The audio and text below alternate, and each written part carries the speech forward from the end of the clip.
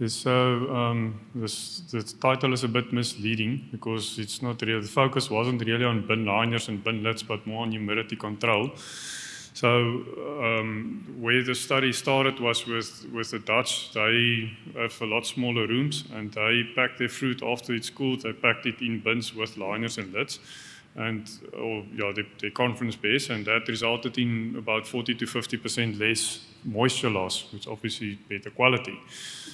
So the whole idea is, what if you can control your humidity better or regulate it better, and then what effect does that have on fruit quality on your long-term CA?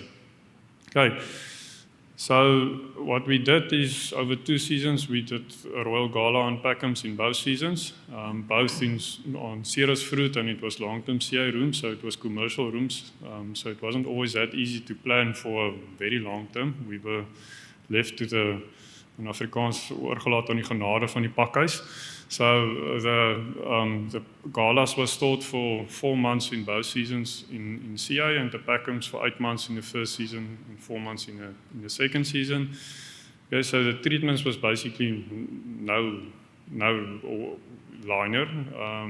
What we did to do the liner thing is we used pallet wrap just around the bins, and then at the bottom, and for the third treatment it was basically just pallet wrap right around the bin, so it was pre-cooled fruit. Otherwise we would have sat with massive issues.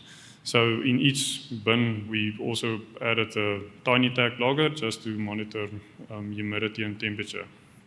Okay, so what we did with that data from the logger is we said, okay, what percentage of time was that bin at 100% humidity? What percentage of time was it at 95 to 100% humidity? And what percentage of time was it below 95% humidity? So there's your Royal Gala data and your Peckhams data. So in the second season, we definitely managed to get a good contrast with the treatments, where we had higher humidity where we wrapped the bins completely, and also to a lesser degree with the Peckhams in the first season. In the first season with the galas, at least with a complete wrap, we managed to get a bit higher humidity on a complete wrap, and also to a lesser extent again with your Peckhams Triumph in the second season. Okay, so not going to go too much into results of your maturity, but we had good quality fruit because we used good packhouses. So, but the post-storage results, so that's after CA plus your 6-week shipping plus your shelf life.